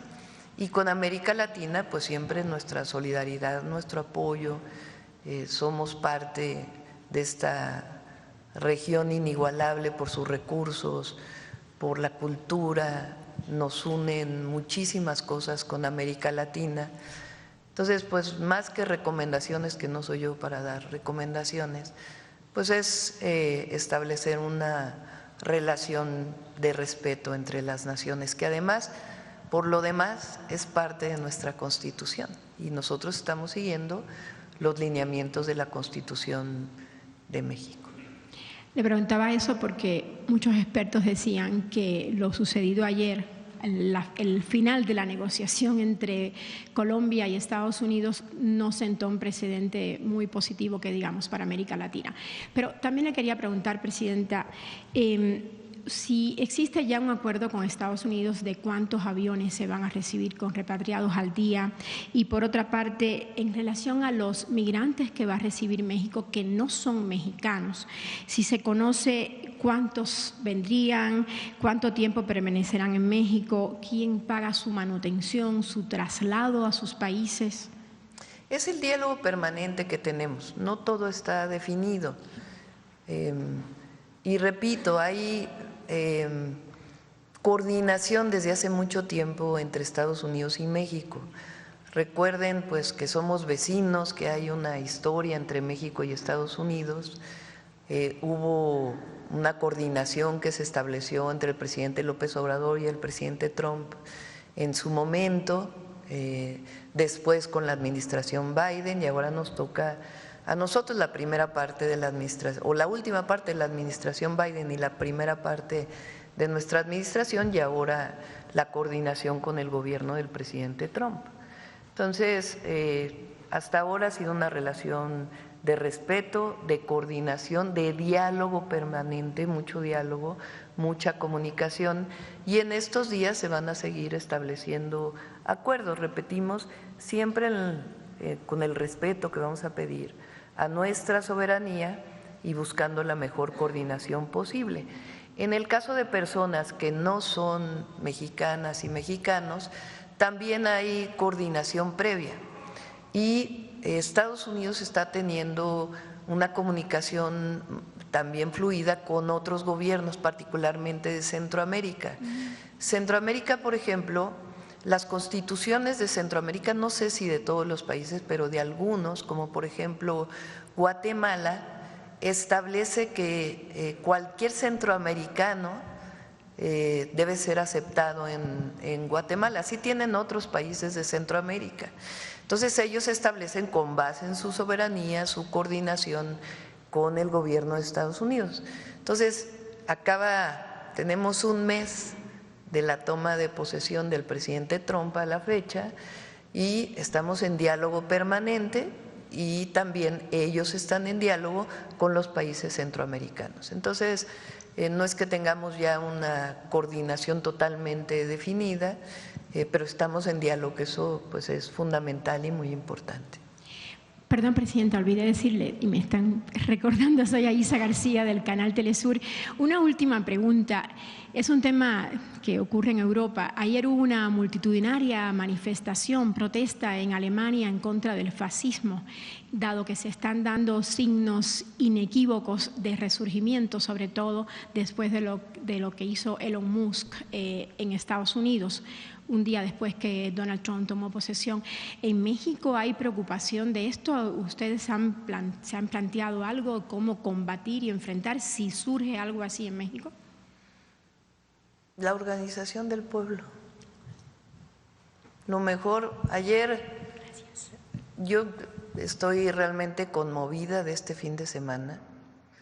El pueblo de México es un pueblo no generoso, generosísimo, solidario, fraterno. La recepción que tuve llegamos a Oaxaca, fuimos a inaugurar la carretera Mitla-Tehuantepec, de ahí fui a Guajuapan de León, que es pues uno de los centros, porque no solo hay un centro, sino uno de los centros de la Mixteca oaxaqueña. Ahí bajamos a Santiago Juztlahuaca, que fue uno de los lugares donde durante mucho tiempo estuvo el general Lázaro Cárdenas del Río. El general tenía una relación muy especial con el pueblo mixteco. De ahí bajamos a la región Triqui y después hacia la costa, a Pinotepa Nacional, y de ahí fuimos a Puerto Escondido. Fue una gira de muchas horas en vehículo. Mi interés mucho era ver los caminos, porque nos han hablado pues del mal estado de los caminos, y comprometerme. Además, hablamos, lo dije en los 100 puntos, pero hablamos de, digamos, reinstalar la comisión del Balsas que coordinó el general Lázaro Cárdenas del Río, y ahora le llamamos Plan General Lázaro Cárdenas del Río, que tiene a Michoacán, Guerrero, Oaxaca y una parte del Estado de México y Puebla. Es una región muy grande, pero vamos a iniciar particularmente con la Mixteca oaxaqueña, la Mixteca poblana, que tuve la oportunidad de estar ahí el fin de semana anterior, y la Mixteca de Guerrero, que también tuve oportunidad de estar el fin de semana anterior. La idea es hacer un programa integral, porque es una zona que vive todavía con mucha pobreza, aunque evidentemente se han mejorado sus condiciones de vida, y es un programa integral que tiene que ver con infraestructura de caminos, infraestructura de escuelas, de centros de salud, apoyo a las mujeres artesanas, agua también. Entonces es un programa de infraestructura importante y además de apoyo a las comunidades y el reconocimiento pues obviamente de los pueblos originarios. Lo digo todo esto porque la recepción que tuve fue algo conmovedor. La verdad es que se salen las lágrimas de esta generosidad y de este recibimiento que tuvimos. Y por eso lo mejor siempre es nunca separarse del pueblo, nunca. Nosotros llegamos aquí a servir al pueblo de México. Ese es nuestro mandato, por encima de todo. Y eso es lo que va a permitir que siga la Cuarta Transformación. Cumplir la honestidad al frente en todo, en nuestros principios, en nuestras bases, en lo que representa la lucha histórica de donde venimos. Todos los compañeros que están aquí hoy venimos de esta lucha. Nos conocemos con Octavio, con Edna, con Rodrigo, con Rocío, con todos, con Iván. El otro día decía que cuando fui vocera de la campaña del presidente López Obrador en el 2006, yo salgo del gobierno de la ciudad y me pide entonces el candidato López Obrador que pueda ser su vocera, porque estaba toda esta campaña del peligro para México. Y entonces, pues yo había participado en medios de comunicación, entonces no había las redes sociales que hay ahora, pues eran los medios comerciales esencialmente. Entonces salgo del gobierno y me entrenan 2 personas para poder hablar en los medios, que son Rosa Isela e Iván.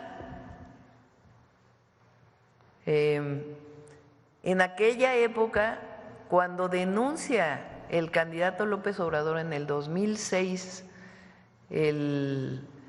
aquellos contratos que había hecho el cuñado de Calderón, Hildebrando, ¿no? Zavala, con el INE, con la Secretaría de Energía, con quien trabajo eso para poder ser vocera de eso fue con Octavio Romero. Si nosotros venimos de una lucha con Edna cuando estábamos en el gobierno de la ciudad, que me tocó coordinar la construcción del segundo piso, ahí en Onualco, en Alfonso XIII, que es la parte que está abajo de una parte del segundo piso que da la vuelta, había muchísimas viviendas muy precarias y con quien me toca trabajar para hacer esas viviendas a través del Instituto de Vivienda es con Edna y con nuestro compañero que falleció ya y que queremos mucho, David Cervantes. Entonces, nosotros venimos de un movimiento social. Entonces, mientras no perdamos esos principios, las causas que dieron origen a nuestro movimiento, la defensa de nuestro pueblo, la cercanía con nuestro pueblo y el servicio al pueblo, y que el recurso público es para el bienestar del pueblo, y que la corrupción no puede tolerarse. Mientras sigamos con eso y en la cercanía del pueblo, la Cuarta Transformación va a seguir, porque no hay divorcio entre pueblo y gobierno, somos uno solo. Entonces eso es lo que tenemos que seguir haciendo, todos los gobiernos estatales de nuestro movimiento, el gobierno federal, por supuesto gobernamos para todas y para todos, pero por el bien de todos, primero los pobres.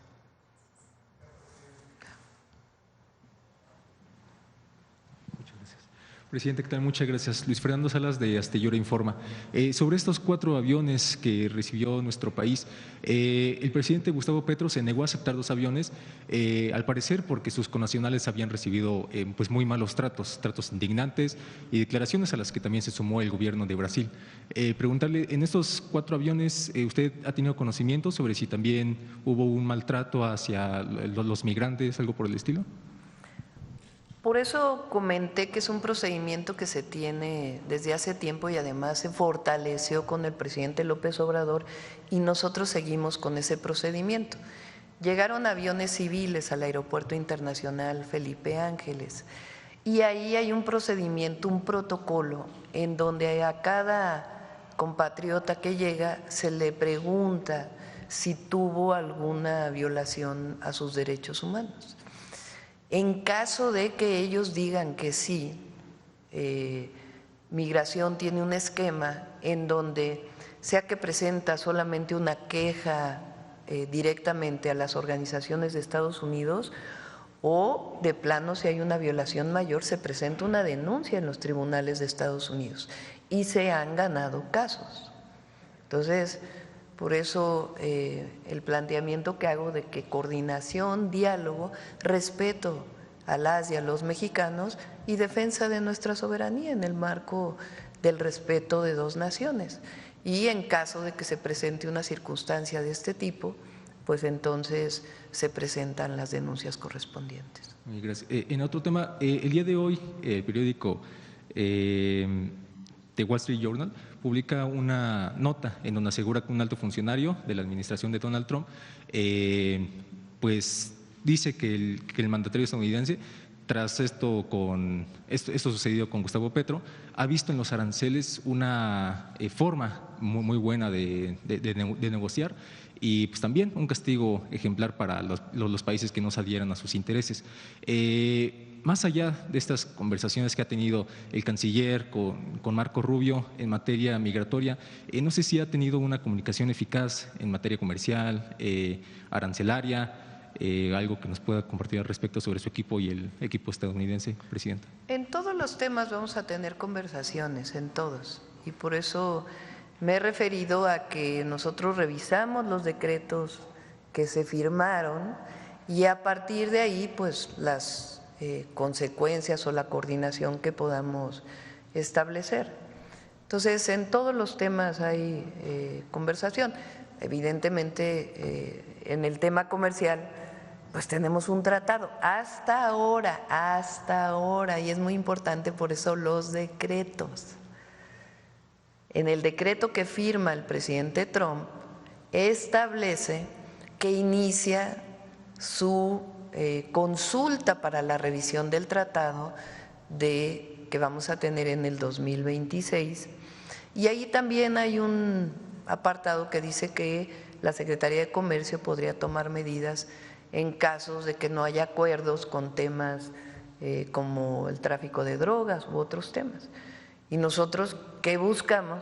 Que en el marco de nuestra soberanía, del respeto y del respeto a nuestros connacionales, podamos llegar a acuerdo en todos los temas. Coordinación.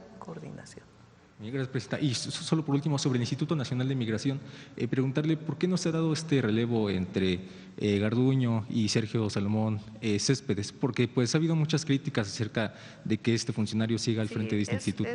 Es un periodo de transición, estarán de acuerdo, porque es un tema muy delicado hoy el de la migración y hay una experiencia en los equipos. Entonces, no queremos que la buena experiencia, obviamente cuando hay malas experiencias, pues tienen que sancionarse, pero no queremos que en este momento tan importante, en donde la migración es un tema fundamental con Estados Unidos, pues que haya una falta de coordinación con el nuevo equipo. Entonces, por eso decidimos que hubiera un periodo de transición largo donde pues se conozcan todos los procesos y al mismo tiempo estamos trabajando en una mejora integral de migración. Migración ve desde los temas de repatriación, ve los temas de los mexicanos, los extranjeros que viven en México y todos sus procesos administrativos y legales, ve muchos temas migración. Entonces nosotros queremos incluso agilizar todos los trámites en los aeropuertos de México para cuando llegan extranjeros y nacionales, que son quienes atienden, es migración, pues queremos que se agilicen esos procesos. Entonces estamos haciendo una revisión en general del instituto, cómo podemos mejorar las distintas áreas. Ahora nos toca en este momento pues la relación con Estados Unidos, donde es uno de los temas centrales. Entonces por eso queremos pues que haya una transición en este proceso y no se pierda pues la información muy importante que tiene en este momento el Instituto de Migración. De igual manera, por ejemplo, yo agradezco mucho que, Rosa Isela estuvo en la Secretaría de Seguridad, pero Arturo Medina es el subsecretario de Derechos Humanos y tiene muchos temas muy importantes en gobernación que él le ha dado seguimiento, entre otros por ejemplo, que también es importante. Entonces, por eso cuando hay transición entre dos personas, dos equipos, pues es importante que no se pierda. Y es lo mismo, la gran virtud entre nuestro gobierno, que representa un movimiento y un proyecto político, es que nosotros reivindicamos la continuidad. Claro que hay cosas que pueden ser distintas, pues las personas somos distintas, hay temas, por ejemplo, que a mí me parecen fundamentales o que yo considero importantes, el tema de las mujeres, el tema ambiental, de las fuentes renovables de energía, otros temas a los que en mi administración pues se les va a dar importancia, que a lo mejor en el periodo del presidente López Obrador tenían una visión distinta, aunque se hizo la planta más grande de Latinoamérica de energía solar, que está en Puerto Peñasco. Pues digamos, las personas tenemos un carácter distinto. Yo nací en la Ciudad de México, el presidente López Obrador nació en Tepetitán, yo estudié física, él estudió ciencia política, pero en esencia el proyecto, nosotros reivindicamos su continuidad y yo cuando fui a pedir el voto popular, cuando era candidata, dije, va a haber continuidad en la Cuarta Transformación. Creo que no había habido en la historia de México un presidente que reivindicara la continuidad, menos una presidenta, ¿verdad? Porque nunca ha habido presidentas. Entonces la oposición nos critica de que cómo, que hay continuidad, que debería de haber ruptura, pues, ¿por qué? Si venimos luchando en el mismo movimiento desde hace años. Entonces, y en particular en las personas, pues buscamos que haya estos procesos de transición cuando hay cambios que nos garanticen que las cosas siguen funcionando bien. Muchas gracias, Presidenta.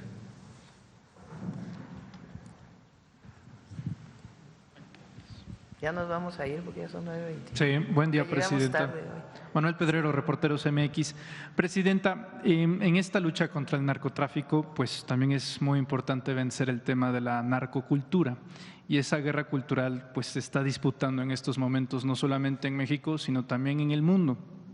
Hace poco usted mencionaba una convocatoria para que en vez de narcocorridos jóvenes escribieran corridas acerca de la vida, la felicidad y demás. Y me parece que llega en un momento bastante interesante estos productos audiovisuales europeos que retratan de una manera bastante fofa y sosa la perspectiva que vive México. Y es que a través de un audiovisual francés se ha vuelto a reforzar el prejuicio de que en México el narcotráfico tiene que ser vanagloriado, de cómo, entre otras cosas, estos prejuicios racistoides de que nada más están temas de aguacates, tortillas y demás, y que desgraciadamente está siendo convalidada a nivel mundial estos certámenes de premiaciones y demás.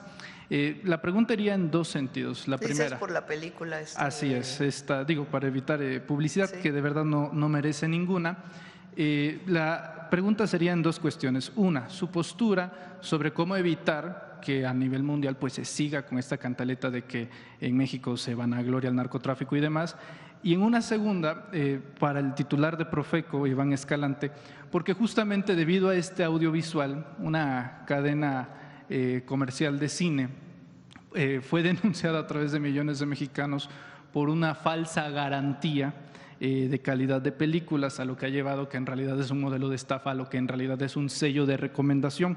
Entonces, preguntarle en este caso a usted su postura sobre este asunto y al titular de Profeco, el señor Escalante, sobre si ha avanzado en alguna investigación sobre este asunto.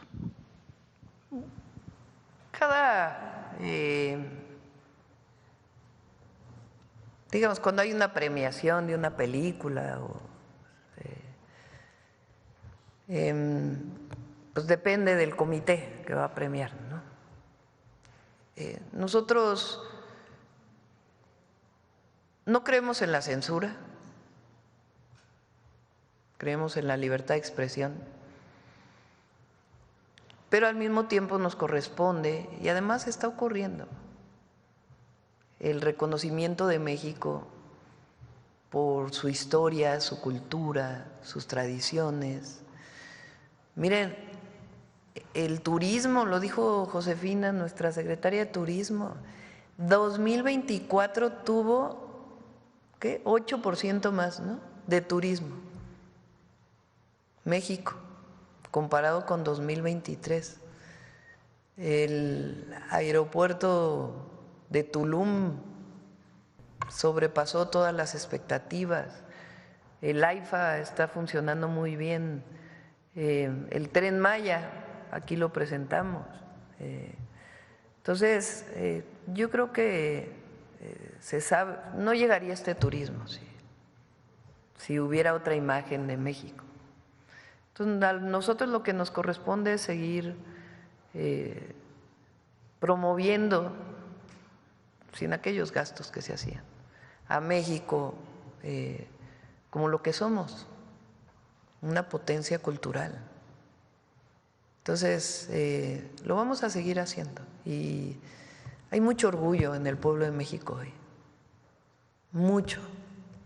Siempre México, las y los mexicanos siempre hemos tenido mucho orgullo de nuestra nacionalidad, de lo que somos. Nuestros hermanos allá del otro lado de la frontera guardan muchos valores y orgullo de ser mexicanos y mexicanas, y en México no se diga, pero ahora, gracias a la Cuarta Transformación y a los 6 años del presidente López Obrador, y nosotros pretendemos seguirlo haciendo, el pueblo de México está empoderado. Yo decía que hay una parte ahí en el libro de Gracias del presidente, en el capítulo del humanismo mexicano, donde dice que Juárez, cuando la intervención francesa, ustedes conocen ahí un libro muy bueno de Taibo, de Paco Taibo II, que se llama… No, el de La carreta de Juárez, ahora me olvidé del nombre. Que ustedes saben que Juárez llevaba en su carreta, decían, lleva un tesoro, pues sí, llevaba los documentos de la República.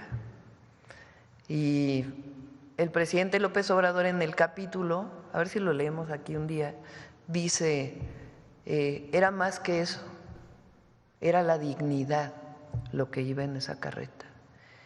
Y yo estoy convencida, porque lo veo, lo vivo y los vivimos todos, que lo que se le devolvió al pueblo de México con la Cuarta Transformación es su dignidad. Y esa ya no se la quita a nadie. Bueno, vamos con el cierre del día de hoy.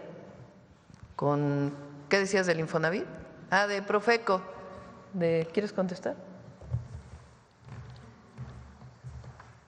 Muchas gracias. Con su permiso, Presidenta. Sí, el jueves en la noche identificamos en redes sociales varias quejas sobre que esta cadena de cines no estaba aplicando la garantía. Nos pusimos en contacto de inmediato con la empresa y lo que nos dicen ellos que era una garantía, que lo manejaban como una campaña para recomendar ciertas películas, pero que efectivamente, como tenía mucho tiempo y que no había generado la mayor problema, pues que le dejaron el tema garantía, pero no tenían capacitado a su personal de cómo hacer efectiva esta garantía. Entonces, lo que nosotros hicimos es, con base en el 77 y 78 de la Ley Federal de Protección al Consumidor, que establece que el término o palabra garantía tiene que ir acompañado por una póliza donde se establezcan los términos y condiciones de dicha garantía, fue buscar a la empresa para decirle: o le retiras el término garantía y le pones recomendación, o nos das una póliza en donde se garantice o que se diga qué es lo que le vas a dar a las personas consumidoras para soportar dicho fraseo. Entonces, lo que hicieron fue, nos reportaron, nos entregaron ya los términos y condiciones de esto, ya está exhibido en todos los cines, y lo que inmediatamente hicimos fue mandar un llamado a todas las personas consumidoras para quienes se sintieran que no estaban recibiendo la atribución que determina la ley, nos buscaran para iniciar un proceso de conciliación. Pero la empresa ya tiene publicadas los términos y las condiciones de su garantía. Muchas gracias, presidente. Vamos a cerrar con el humanismo.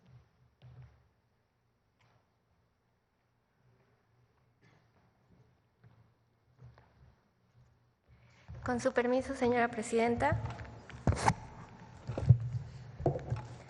Buenos días a todos y todas. Yo soy Aurora Correa, soy historiadora egresada de la UNAM y colaboradora del proyecto Memórica México del Archivo General de la Nación. Y hoy es un día muy especial para mí porque me han dado la oportunidad de venir aquí con todos ustedes para platicarles de una serie de temas apasionantes que están vinculados con nuestra historia, con nuestra cultura y que además atañen al humanismo mexicano. El día de hoy les voy a platicar del maíz, que es un alimento importantísimo y yo me atrevería a decir el sustento de nuestro país. Y con esto no me refiero solamente al aspecto físico, alimentario, de consumo, no, me refiero a la esencia y el ser de las y los mexicanos. El consumo de este grano estaba bien arraigado en la época, en los pueblos originarios, y perduró incluso en la época novohispana, convirtiéndose quizás en una de las primeras nociones identitarias que permitió a la gente de este territorio compartir algo en común. Imaginarse como una comunidad era un aspecto que compartían y que iba más allá de las castas, del nivel socioeconómico, de la ubicación geográfica. Por supuesto, el consumo de maíz perdura hasta nuestros días y es el alimento de las y los mexicanos. Entonces, el día de hoy yo quiero invitarlos a que veamos esta cápsula del humanismo mexicano, donde todos vamos a aprender juntos un poco de la historia de la domesticación del maíz y por qué es tan importante.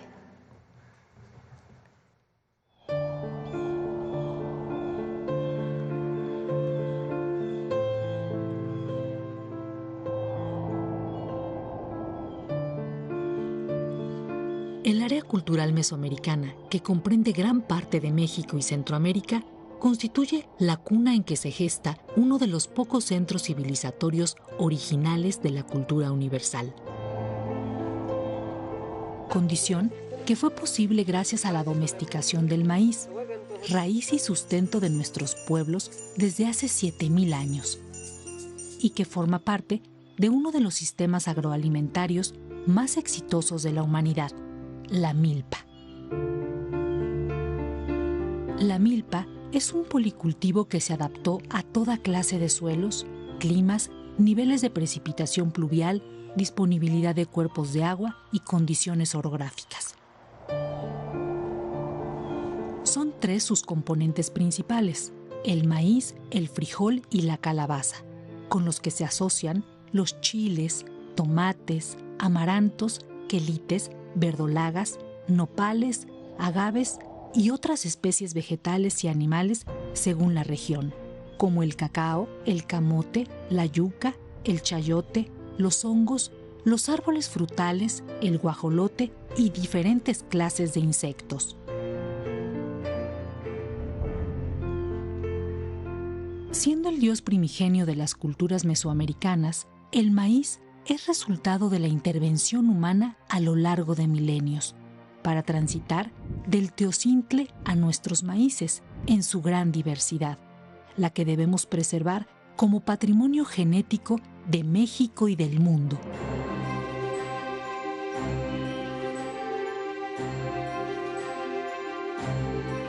Las investigaciones nos revelan lugares que dan testimonio de esas primeras intervenciones humanas para domesticar el maíz.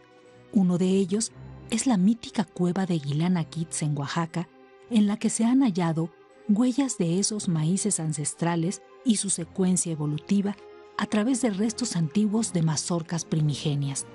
Y aún de mayor antigüedad, en las obras de construcción del Aeropuerto Internacional Felipe Ángeles, se logró el sorprendente hallazgo de una mazorca primitiva semejante al teocintle, siendo la primera en su tipo que se localiza gracias a los estudios arqueológicos y paleobotánicos. Es indudable que sin maíz no hay país, pues este representa una clave central para comprender y preservar nuestro ser, nuestra diversidad y el aprendizaje acumulado, contribuir a detener el cambio climático y recuperar saberes, creencias, valores y prácticas que forman parte del humanismo mexicano.